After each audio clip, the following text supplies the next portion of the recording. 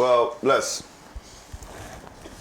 me say that the 2026 budget, as they promise, is a budget for growth. There are some underlying issues and structural ills of our economy. If you look at the orientation of our economy today, we are still dependent on what imports. And if we do not structure our economy to be an export-oriented economy with real investment in our real sectors of our economy, then we will still be vulnerable, as we've seen the effects of COVID-19 and other global crises have a direct effect on our economy. But without that, I must say that our macroeconomic environment is looking quite well. Inflation has reduced from 23.8% to 8% as of October 2025. Food inflation has declined from 27.8% to 9.5%, which is significant. Our debt to GDP ratio has declined from 61.8% to 45%. And this is one of the steepest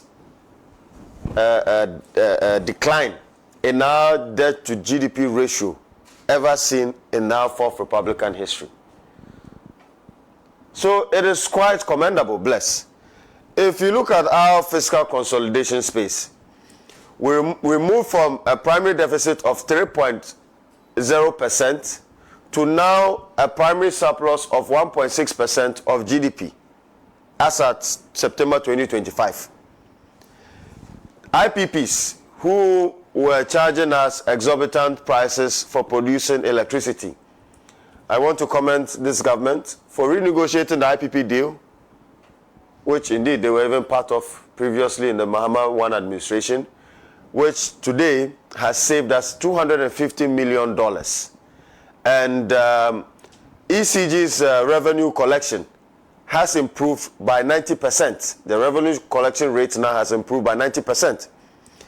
If you look at the monetary policy rate too as well, the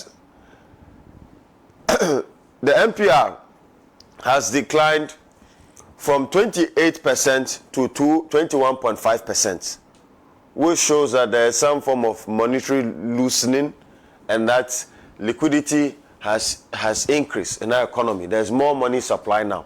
But I think they should do better to take our monetary policy rate to a single-digit rate.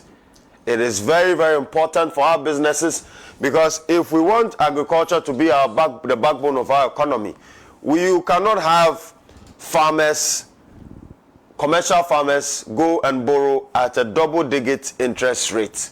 It is not sustainable, and since Agric is the largest employer of our labor force, it is quite important for the finance minister with his economic management team to look at how best they can be able to work together with the central bank to bring down the monetary policy rate to a single-digit rate. VAT, the VAT, the calculation has been rationalized, and today we are hearing that VAT has declined by from 21.9%, almost 30%, to now 21.9% to 20%, which is significant. But I want to see some form of decline in VAT. We should rather prioritize on direct taxes rather than indirect taxes. And let me commend the finance minister for repealing, finally, the COVID-19 levy.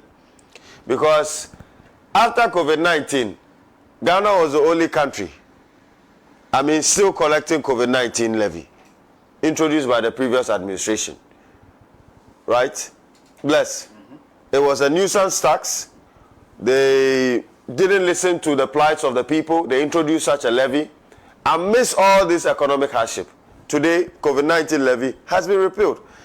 If we look at the sectorial GDP growth, services has grown by 8.8%.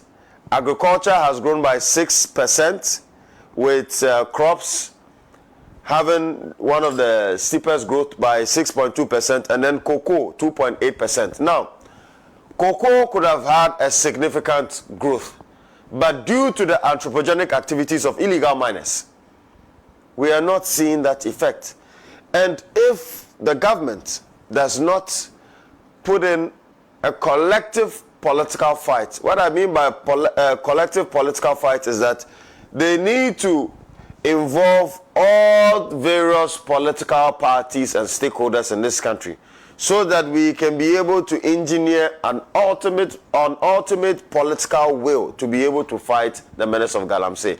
Otherwise, bless, it is projected by the Ecuadorian government that they will overtake us within the 2025-2026 crop season and replace Ghana as the second largest producer of cocoa if we are not able to tackle the menace of Galamsey. And so, bless, we've seen all this significant growth within our macroeconomic space. I heard about the Nkukon Kitinkiti project, right? Nkukon Kitinkiti, if my tree serves me right. Nkukon Kitinkiti. We have indeed a minority in Kitinkiti. And we have now a Nkukon Kitinkiti project. Now, bless, with the Nkukon Kitinkiti project, I think from an economic perspective, they should centralize it and target certain commercial farmers, right? So that they can be able to produce these poultry products at a reasonable price, below even the prices of frozen poultry products imported into this country, rather than distributing it to every constituency. I mean, you cannot standardize the process. Farming is about standard. If you distribute it to every community, these chicks cannot reproduce. So it means that all that 250 million cedis that they are going to allocate to this project, once you distribute it, the money bends. Do you get what I mean? But if we centralize it, for example, we are saying in our great transformational plan that the 5 northern regions should be the breadbasket of West Africa. So within the 5 northern regions, you look at a place, situate a place, and then invest in certain startups within that landscape and support them with heavy machinery to be able to conduct such industrial poultry projects so that we can reduce a chunk of our imports into this country. I think that will be sustainable, that will be transformative, and that will be into the long term. But if we want to situate in Nkukon Kitinkiti towards just distributing chicks to constituencies, is not sustainable. It's more like a NAPCO look-alike initiative, and it will just die off and we will not have real economic gains. I want to see within our tertiary spaces startup incubators. The Get Fund levy, I believe, should not be tailored only towards educational purposes, but we should be able to, allocate part of the proceeds of Get Fund to support startups within tertiary spaces.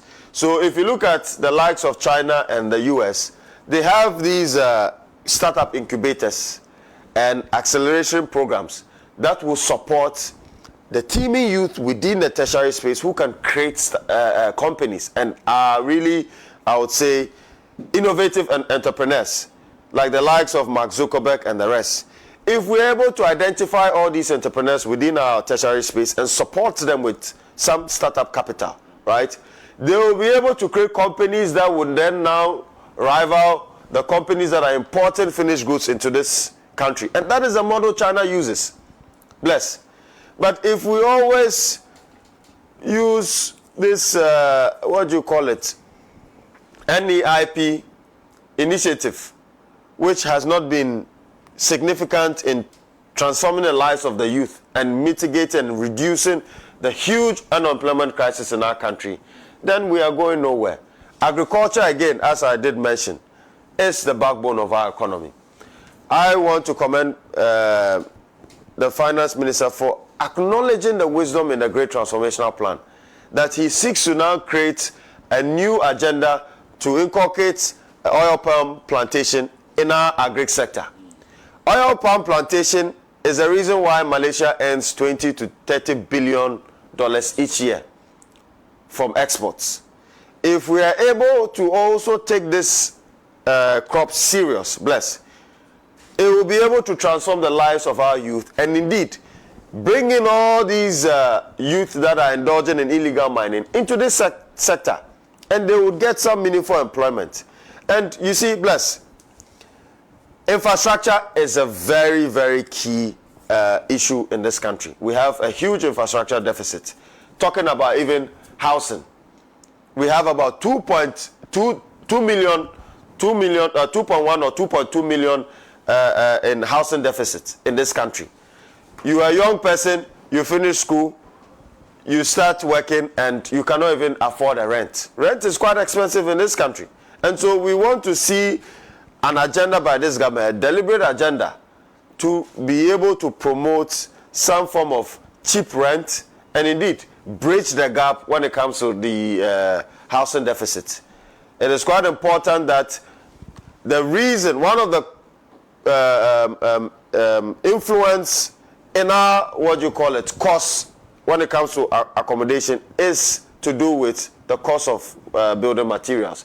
And we know that 70% of materials being used to construct our various buildings in this country is imported. Iron rods, we import about 70% from Ukraine and Russia. We import ceramics, tiles from Spain, from China, and the likes. We have had companies that have been able to set up, like Centaur, under the previous administration, which was led by Honorable Alan Kojo Tramantin, to produce tiles and other vanity equipment, wares.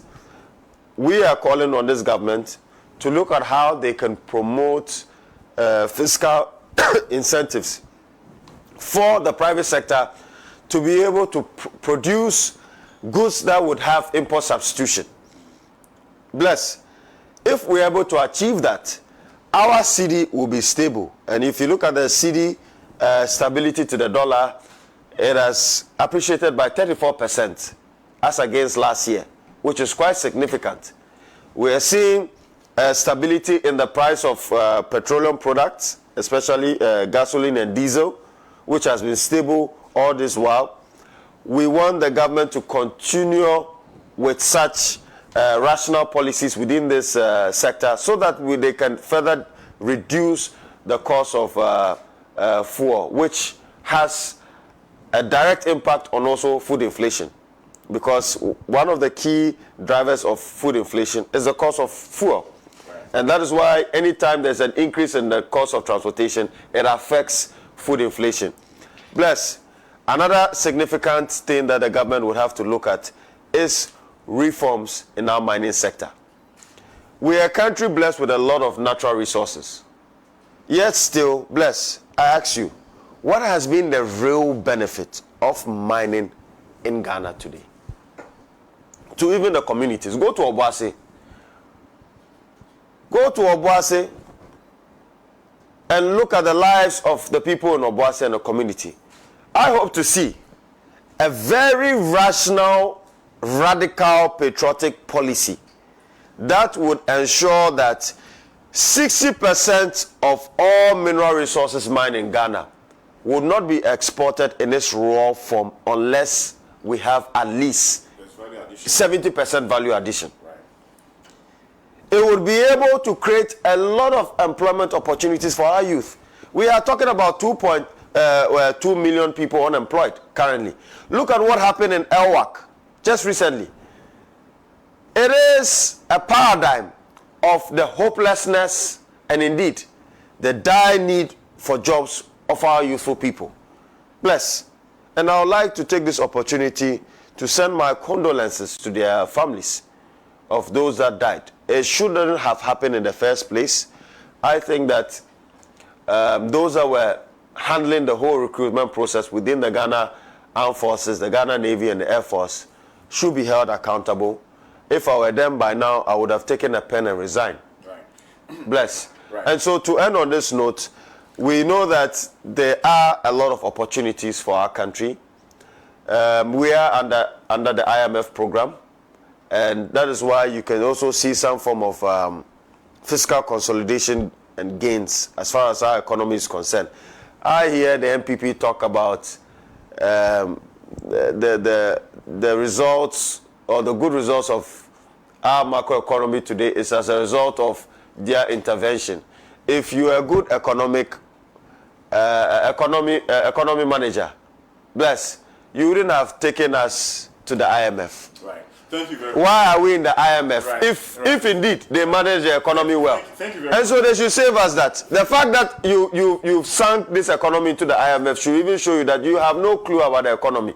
You haven't managed this economy well. So the MPP should save us all these rhetorics. I want to commend this government for listening to the people, because most of the nuisance taxes that we campaign against has been repealed. Right. Thank you. We want to tell them that, bless, please let me. I would like. I know. We want to tell them that the people of Ghana are still waiting for the 24-hour economy that they promised. We've seen a budgetary allocation of 150 million cedis. I think that it should be more. Yeah. One job. 3 shifts would need a lot of capital expenditure and investment. And so I want the government to really pump in a lot of money into this sector.